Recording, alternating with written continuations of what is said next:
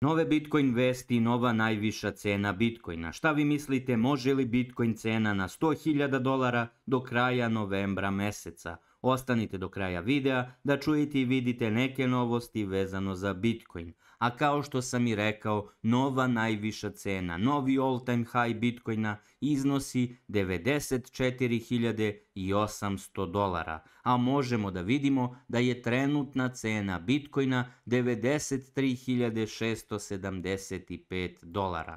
24 sata unazad možemo da vidimo da je volatilnost prisutna gde je Bitcoin pao sa 94 na 91, zatim je napravio novi all-time high na 94.800. Leverage pozicije su se tresle, ovde takođe i na široj slici od nedelju dana unazad možemo da vidimo kretanje Bitcoin cene gore-dole.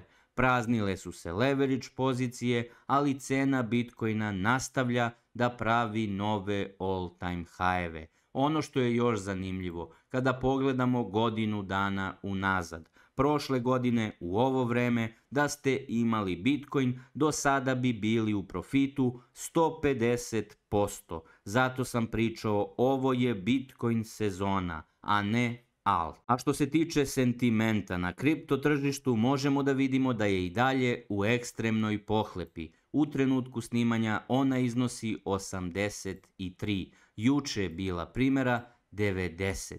Kao što sam i rekao u prošlom videu gde sam izneo razloge zašto mislim da bi mogli da vidimo korekciju na celom kripto tržištu, i dalje negde stojim iza toga. Da li očekujem, da li priželjkujem, svakako ti scenariji i dalje su aktuelni. Naravno vidjet ćemo u ponedeljak da li će se nedeljna sveća zatvoriti onako negde kako sam izneo ili ćemo možda videti nastavak skoka celog kripto tržišta. A takođe, prethodnih dana, kada je Bitcoin cena skakala, mogli ste da vidite da su neki altovi pratili to.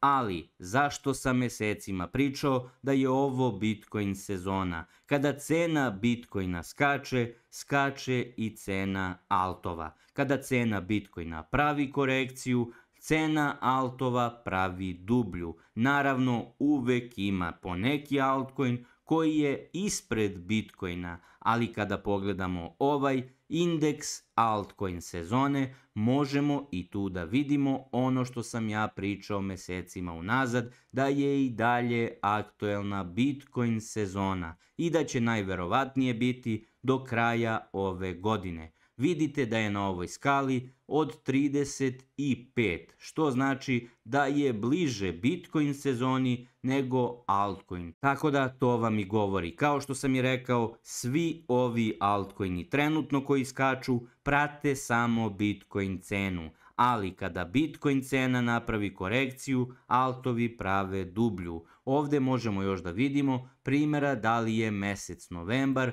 altcoin ili Bitcoin sezona. Takođe i on nam govori da smo u Bitcoin sezoni na ovoj skali od 27. Kao što vidite kaže it's not altcoin month, znači ovaj mesec nije altcoin mesec. I dalje je Bitcoin aktuelan, a to nam govori i sa godišnjeg indeksa. Kao što vidite, ovde je na skali od 24 i možemo da vidimo, kao što piše, ovo je Bitcoin godina. Tako da ljudi, to su neki parametri koji nam govore da ovi skokovi altova nije altcoin sezona, jednostavno altovi prate Bitcoin cenu. Kada Bitcoin napravi korekciju, altovi padaju više. Iz razloga tog ja negde verujem, iščekujem, mislim da će korekcija doći u narednih nekoliko dana. To je samo moje mišljenje, ja nisam finansijski savjetnik. A ovde sada sa tabele povrata vezano za Bitcoin na mesečnom nivou možemo da vidimo da je trenutno Bitcoin u novembru napravio profit od oko 30%, ali kad pogledamo primjera radi prošle halving godine u novembru koliko je Bitcoin imao povrat. 2020. godine u novembru Bitcoin je napravio profit od 42%. 2016. u novembru 6,27 i 2012. u halving godini u novembru Bitcoin je imao profit od 13,5%. Nekoliko dana je još ostalo u novembru, vidjet ćemo da li će Bitcoin podići svoj procenat vezano za povrat ili ćemo ga možda vidjeti do kraja novembra u maloj korekciji, ali u zelenilu. Ostaje svakako da vidimo i da ispratimo ovu tabelu povrata. A ono što se pre nekoliko dana desilo, to je da je Michael Saylor ispred MicroStrategyja kupovao nove bitcoine. On je uzeo 51.780 bitcoina u vrednosti od 4,6 milijarde dolara po ceni od 88.627 dolara i on trenutno u svom vlasništvu ima 331.200 bitcoina. Naravno, te srednje cene za te bitcoine koje je on kupovao do sada je 49.870 dolara, srednja kupovna cena bitcoina.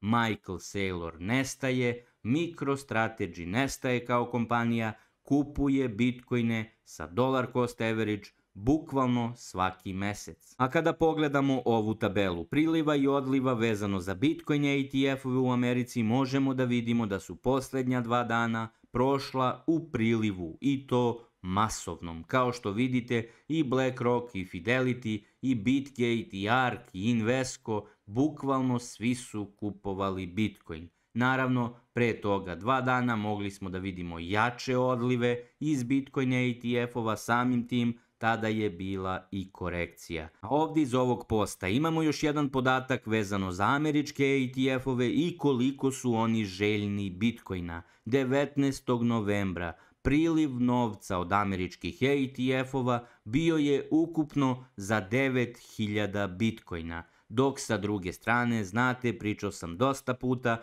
posle halvinga koji se desio, trenutno se samo 450 bitcoina izrudari i ubaci u cirkulaciju za 24 sata. Znači, skoro 20 puta više za jedan dan je kupljeno bitcoina nego što je novih izrudareno.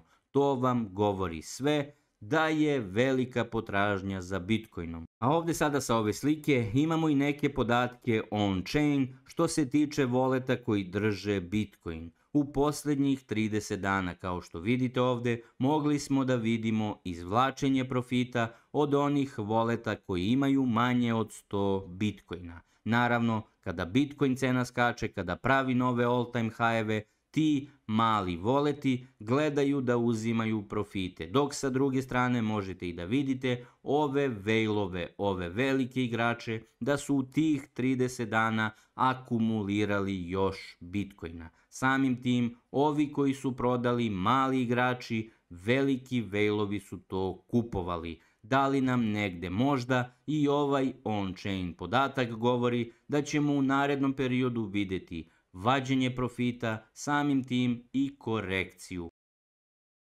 Ovdje sada imamo jedan zanimljiv post koji je ostavio CZ, bivši izvršni direktor i osnivač Binance kriptomenjačnice na X platformi vezano za ovu konferenciju kripto koju je držao Michael Saylor. On je napisao ovo, a ja se slažem sa tim i verujem da ćemo to vidjeti u narednom periodu. On kaže ovako: da će u narednom periodu biti trka država u štampanju novca i kupovini bitcoina iz razloga što će posle Amerike, ako se desi da Donald Trump ispred Amerike usvoji bitcoin kao nacionalnu rezervu, gledati i ostale zemlje da štampaju novac, da kupuju bitcoin i da čuvaju u svojim trezorima. Samim tim, bitcoin će tada eksplodirati i bukvalno sve države će hteti da budu deo bitcoina, a bitcoin cena će